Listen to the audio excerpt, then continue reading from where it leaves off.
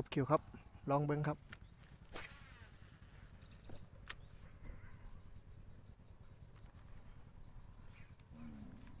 ติดครับผมเป็นการ์ดสลิงนะครับ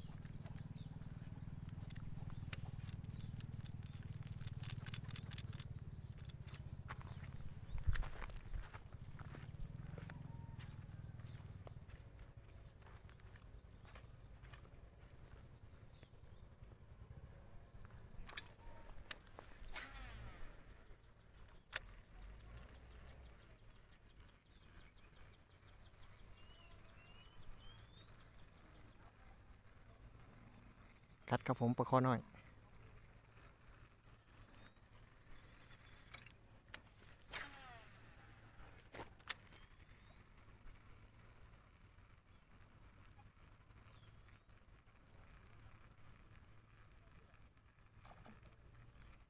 กัดอีกแล้วครับ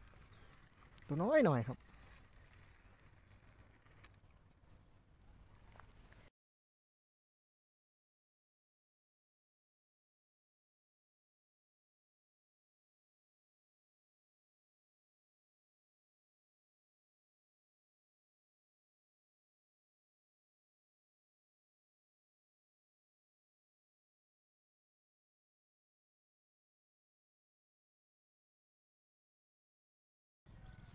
ลองเปลี่ยนทางเบิ้งครับ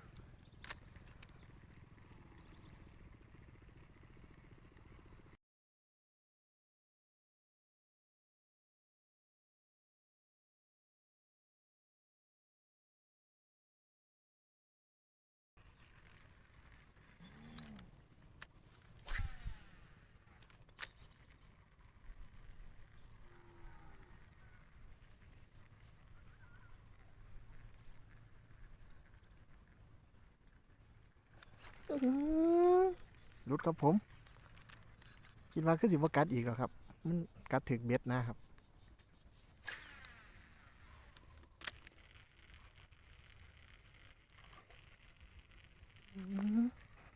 กัดปูถือครับพี่น้อง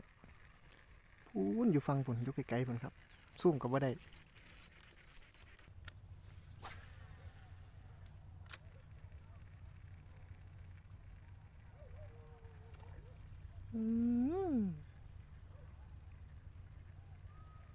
กัดจังไรกัดบ่ถือ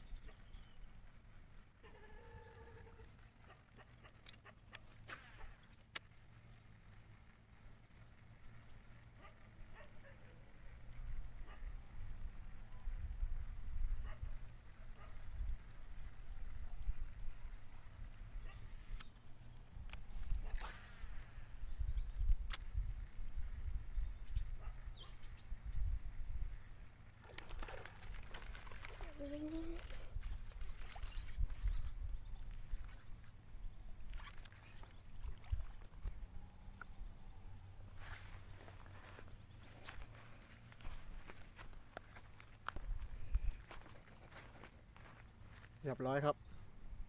กบคิ้วหูดาดครับฝากไว้ด้วยนะครับ